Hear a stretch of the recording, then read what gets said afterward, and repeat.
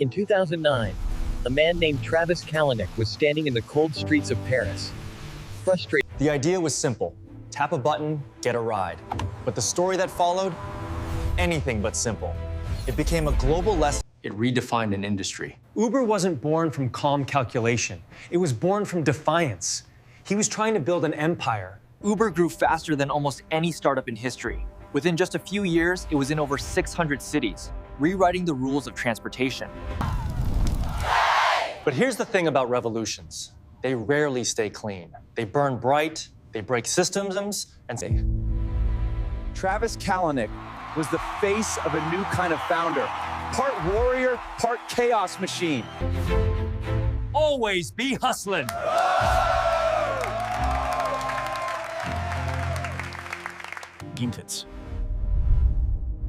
Before Uber, Kalanick had already tasted both failure and vengeance. His first company, Scour. He was bankrupted before he was 25. That kind of loss does something to a person. It either breaks you or it turns you into someone. When Uber launched in San Francisco, it wasn't just a ride app. It was rebellion with a download button. It said, by 2014, Uber was worth $40 billion. A company that owned no cars, yet ruled the ring. But as Uber grew, so did the enemies. Cities fought back, lawsuits piled up, and governments asked us. Kalanick wasn't the kind of leader who played nice. He pushed, he fought, he bullied. And in Silicon Valley, that was often seen as... Inside Uber, the culture is pure adrenaline, part frat house, part tech cult. Success wasn't just celebrated, it was worshipped. And when the headlines came, stories of harassment, discrimination, and chaos, Uber's unstoppable image began to crack. Public pressure mounted. Investors demanded accountability. But Kalanick didn't believe in slowing down. Don't you lecture me! I built this company! Well, I don't! With all due respect, you need to treat people with respect. It was the beginning of the end. The boardroom that once cheered him now turned cold. In 2017, the man who built Uber was forced to resign. The empire he created, worth billions, had become too heavy for even him to control. Uber had to rebuild itself. A new CEO, new culture, new promises. But its DNA, Uber survived. It went public. It kept growing. But it would never again be the same beast that tore through the early 2010s. Travis walked away a billionaire, but also a warning that brilliance without balance burns out everything around it. Uber's story is no longer about one man. It's about how power, unchecked, can drive innovation or destruction. It's easy to judge Travis, the ego, the chaos, the downfall. But without him, there might be no Uber, no movement that redefined modern transportation. Because sometimes it's not the fall that defines a leader, it's the chaos they leave behind. Travis Kalanick taught Silicon Valley one painful truth. Innovation can take you to the top, but unchecked power will always drive you off the cliff. In the end, every empire, no matter how fast it grows, must face the question, what happens when the driver loses control? Before Uber changed the world, it was just an idea. One born out of frustration, ambition, and a little bit of arrogance. In 2009, Travis Kalanick wasn't a billionaire plenty, just a man with a vision to make car rides as easy as tapping a button. UberCab, as it was first called, wasn't just a startup. It was a rebellion against the taxi industry. He had something most founders don't, pure defiance. He didn't just want to win, he wanted to destroy the old world. And he did. In city after city, taxi industries fought back, but Uber moved faster than laws could catch it. Uber wasn't just growing, it was conquering. Every city it entered became another notch on its belt. By 2015, Uber was valued at over $60 billion. A company that owned no cars big, yet ruled global transport. He was unstoppable, or so he thought. Because the same fire that builds empires can also burn them down. But when you move fast and break things, sometimes you break yourself too. For years, Travis Kalanick preached disruption.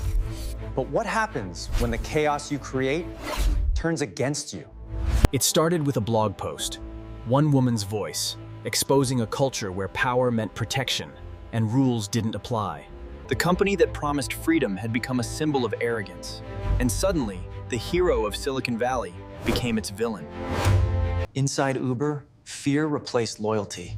The same intensity that built the empire was now eating it alive. When the board finally turned on him, he didn't see it coming. The man who disrupted industries couldn't read the room. And just like that, the founder was out, forced to resign from the company he built from nothing. It was one of the most dramatic CEO downfalls in Silicon Valley history, Fliv. Not because he failed, but because he refused to stop winning. Because even after Travis left, his vision didn't die. Uber became bigger than him, a symbol of both innovation and excess. Travis Kalanick taught the world that disruption can change everything, but control, once lost, can destroy even the strongest visionaries. Uber wasn't born in a boardroom. It started in chaos, in energy, caffeine, and code. It was built by rebels who wanted to rewrite the rules of transportation. When Travis Kalanick took the wheel, Uber became more than an app. It became a movement.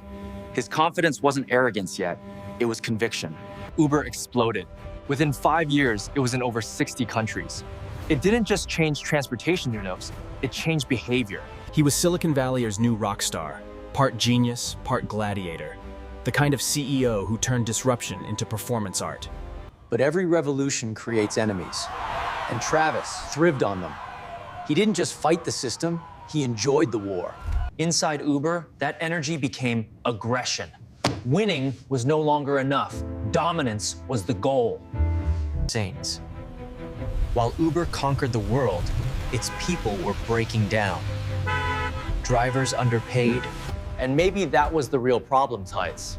When you build an empire on speed, you forget to slow down before the crash. Travis Kalanick's fall wasn't about failure. It was about forgetting that leadership is not control, it's restraint. Behind the billion-dollar headlines, there were cracks, stories of burnout, toxic culture, and a company too busy winning to notice the cost. Then came the scandals, data leaks, harassment, secret software. Uber wasn't just breaking rules anymore, it was rewriting them to its advantage. When power goes unchecked, it stops listening. And when you stop listening, Conjure, that's when you lose everything.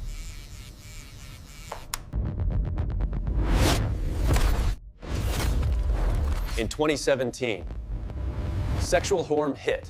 Even his allies turned away. The man who built Uber was no longer seen as its future, but its biggest risk. In June 2017, Travis Kalanick resigned. The rebel who changed the world was now first to step aside. But maybe this wasn't an ending. Maybe it was a reset for Travis and for Silicon Valley's obsession with power. Every generation has its Travis, the disruptor, the dreamer, the one who burns too bright.